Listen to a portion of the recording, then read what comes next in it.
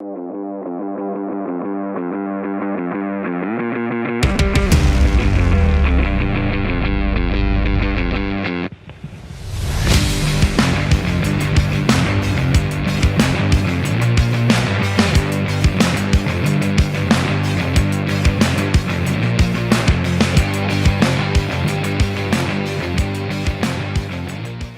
evening once again. My name is Regardt, Laubscher, and welcome to It's a Kind of Magic, the show about, you said it, magic and magical people. I'm excited. Why?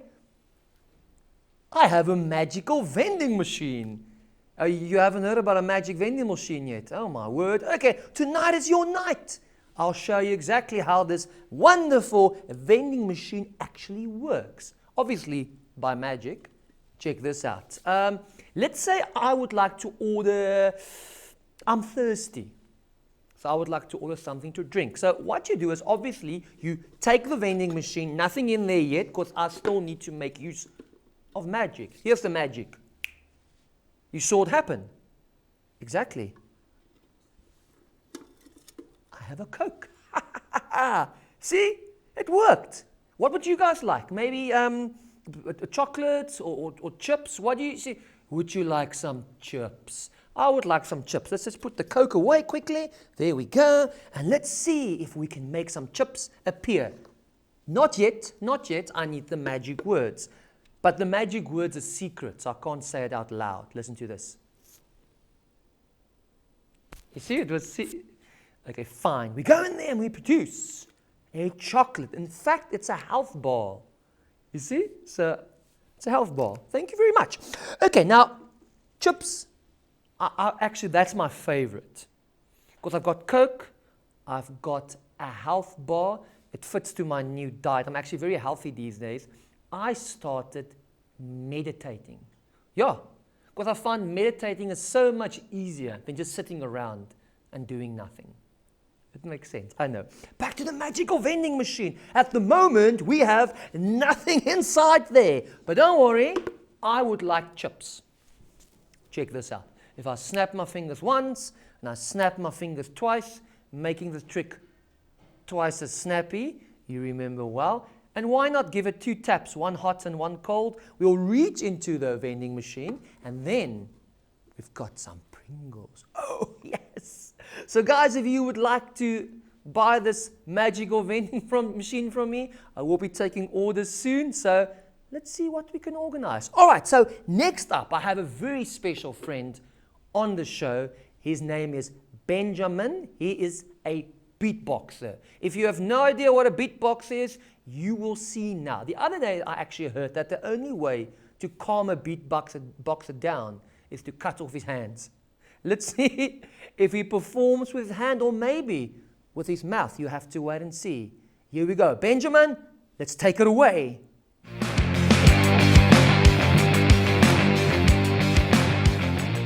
I'm Benjamin, beatboxer. Everything you're about to hear is all vocal. So listen.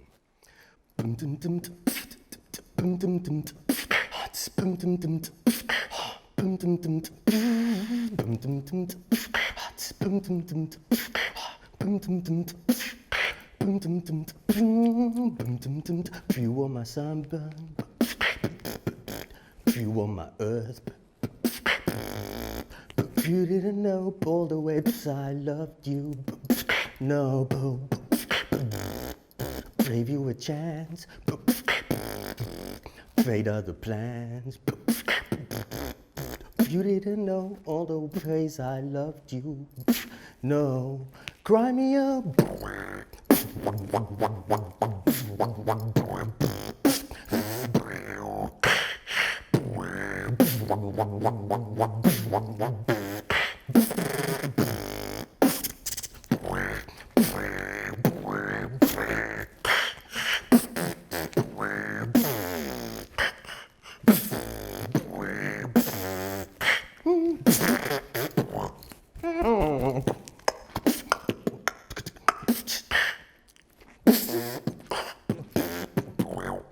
Benji man.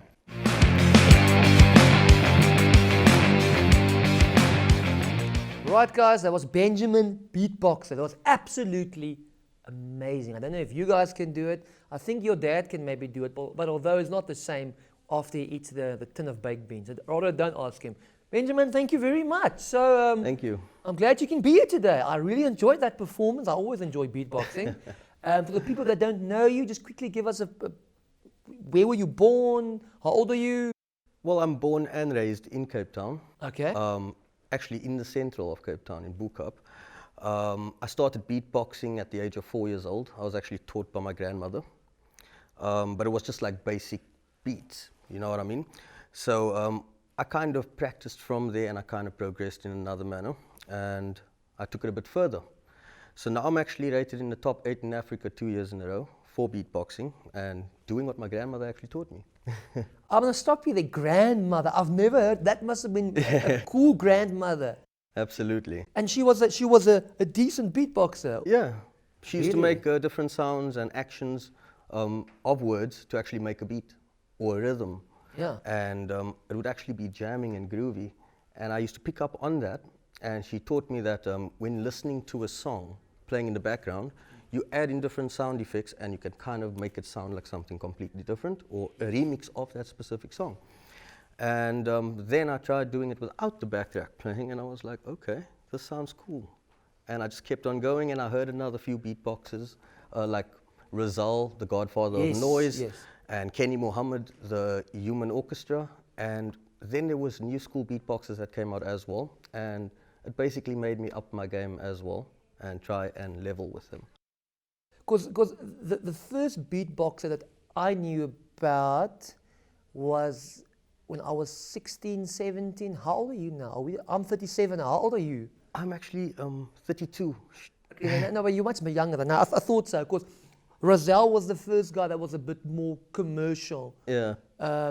You know, for With the all If Your of us. Mother Only. Exactly, exactly. And I was when I was 16, 17 years old, and everyone tried that. Yeah. Because we never realized, or the most of the people never realized, you can do two things at the same time. Yes.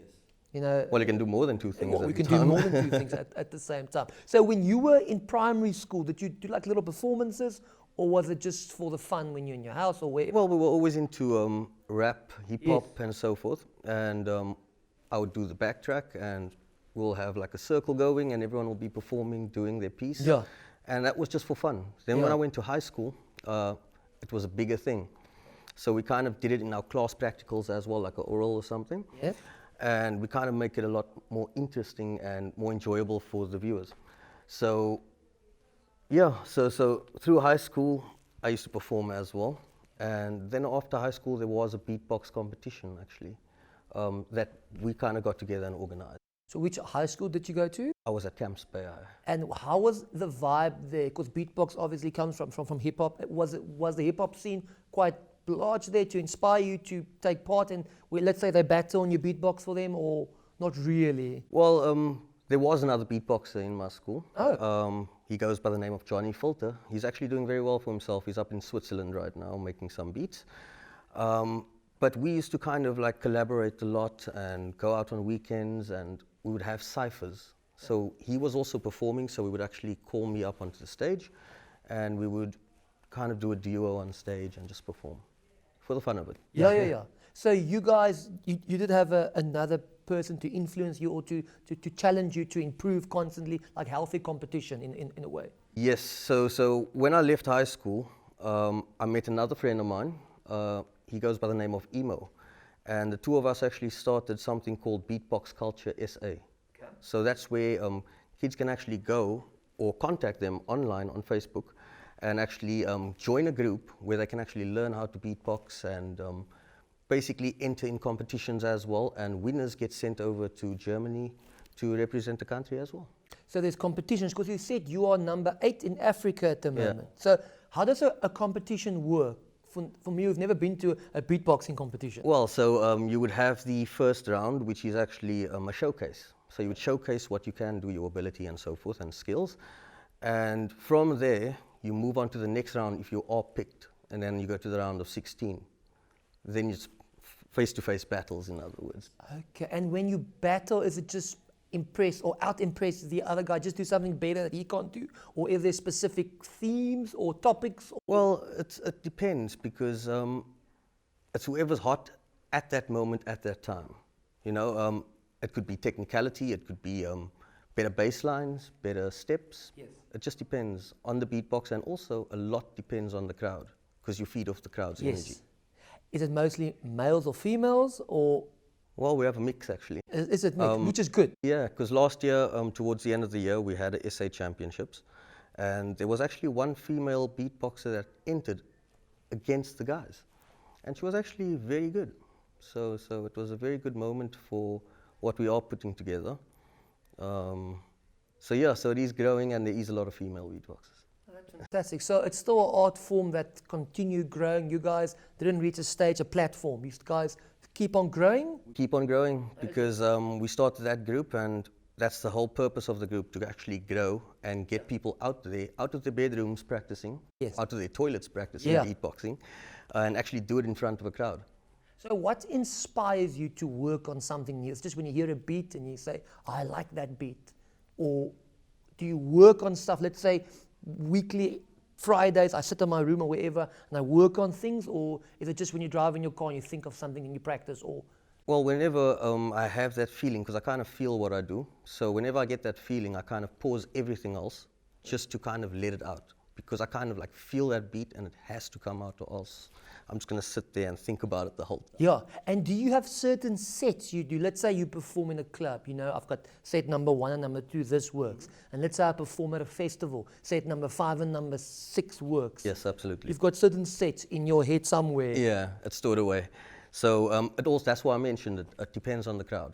Yeah. So if the crowd is good and you get that good feedback for something specific that you do, that's why when I go on stage, I'll always try a little bit of this, try a little bit of that, and whatever catches the crowd and I get a response from them, I kind of play with that. Yes. Okay. So And how's the competition wise, let's say in Cape Town versus Johannesburg? Are there other beatboxers in the country? yes, there's quite a big group of us, and we have a SA champion. He goes by the name of Seth McKinnon. We have a vice champion, which is Remix. He's from Johannesburg. Seth is from Cape Town. Okay. So, I mean, we have quite a big community, and the kids nowadays, they are killing it. They're taking it to another level. Oh, that's great. And comparing SA to the overseas crowd? Because I know our B-boys and our breakdancers are fantastic when you compare it to the overseas market. How's the beatboxing? Is it the same, or we still need to learn a little bit? Well, there's always room for practice. Yeah. Because practice don't make perfect, it makes improvement. And I can say that our SA beatboxers are actually on par with the international. Fantastic. That's what I want to hear. Yeah. So to end off, where can we get hold of you? Somebody want to book you? What type of events is the best for you? Well, I do all kinds of events. I also throw my own events as well. Yeah. You can find me on Facebook under Benji Beatboxer. All right. And on Instagram as well. But yes, I throw a lot of events, open mics, to create a platform for other artists that don't have that opportunity, because I know what it's like not getting those opportunities and throwing yourself out there. But a lot of artists, they don't actually get out there to actually get something back in return, you know. So that's why I'm always putting myself out there to actually be heard, because not only do I beatbox, I'm a lyricist as well. So I write music too. Now, I saw what you did now. It was amazing, but I have a challenge for you. Mm-hmm. So we're going to move over to the performance section now. All right. I'm going to challenge you to do something. You guys will have to wait and see. And before we get over to that side, we have a tradition. You must please sign something in there. I don't think you can beatbox in the book, but you can just write a message there or something for us. And then, guys, like I said, we're going to move over to the performance side. I'm going to try and challenge him. I am going to challenge him. And let's see if he can do this. Let's wait and see. Check this out.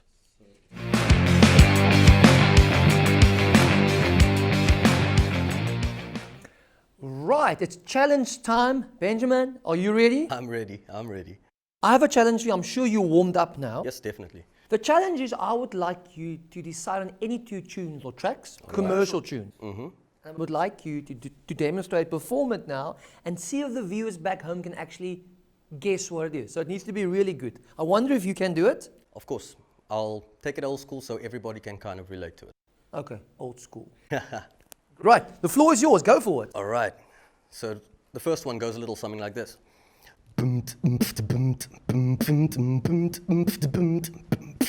Now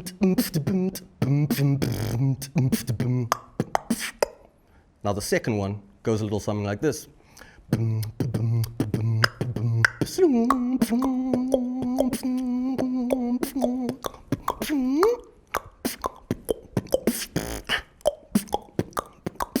But hold on, I can do both of them at the same time. So listen to this.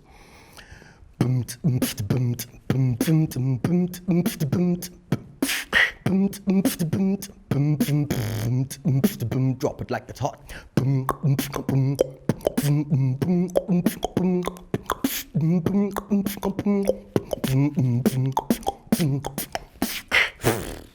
Yeah. That is absolutely insane. Thank you. I'm jamming it in my mind here at the back. Benjamin, that was fantastic. I hope you guys enjoyed that. I think we should get him on soon again. What do you guys say? Thanks, man. That was fantastic. I'm going to try and do some more magic now after that. I don't know how, but let me see what I can do.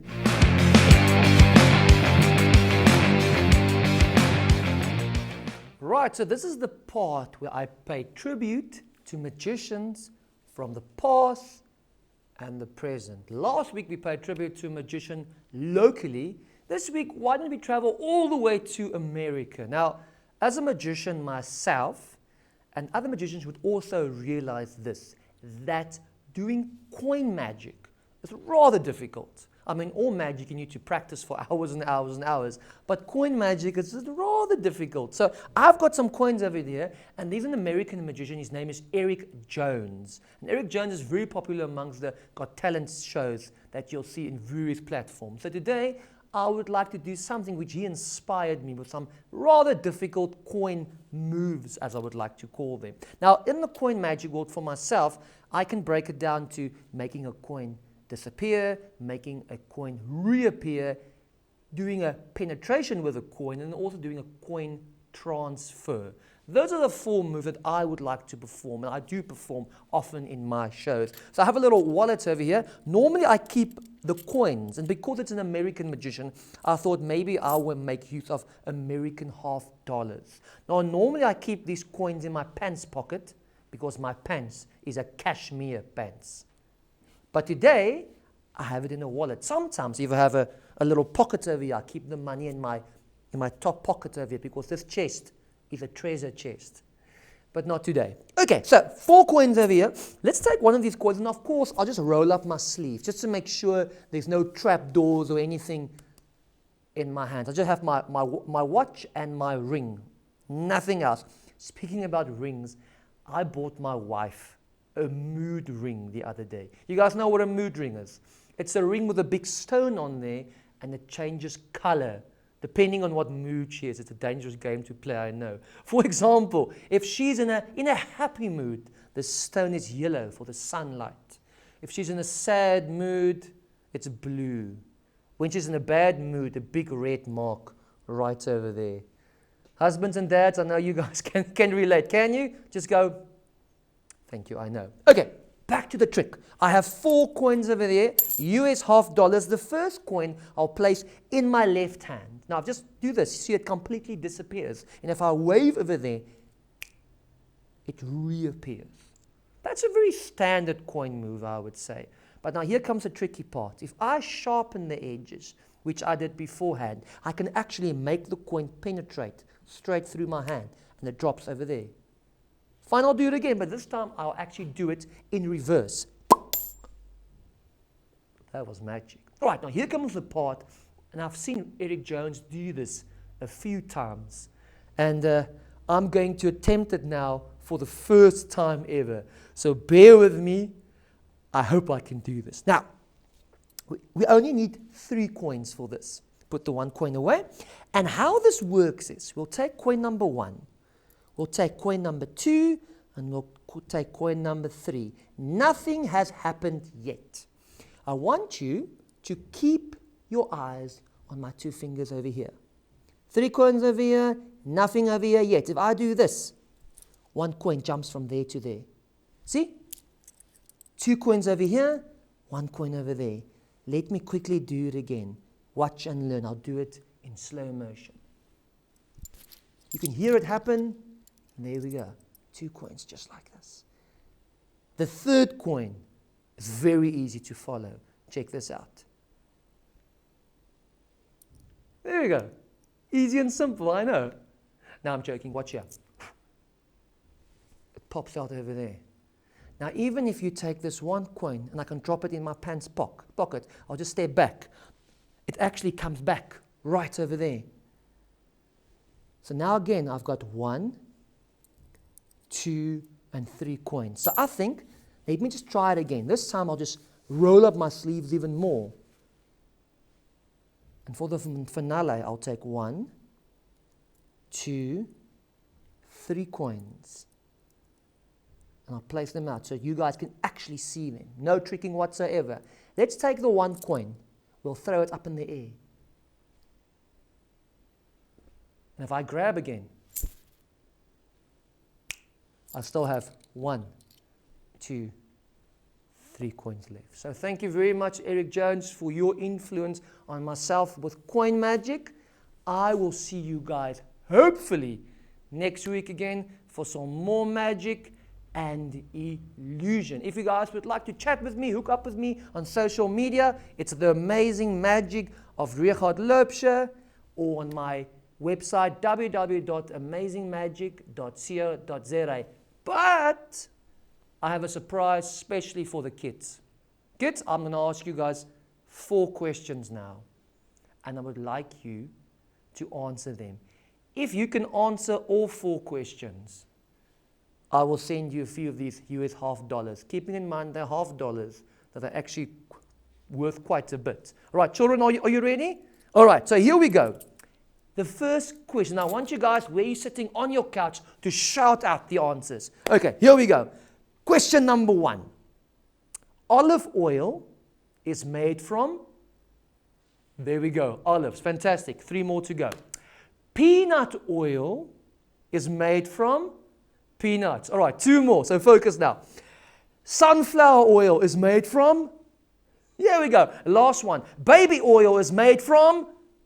No, man, not babies. Oh, you guys were so close. So unfortunately, you guys will have to wait until next week. Maybe there's something else you guys can win. If you see me somewhere at an event or shopping center, wherever, come to me, say hello. And if there's anything specific you guys would like to see in the show, any suggestions, any tricks, please let me know. I actually bought a book on levitation the other day. It's just so good, I can't put it down. But hopefully we can do more things like that in the show in the future. So thank you very much for your support. Have a good evening. Goodbye, and keep the magic alive in your heart.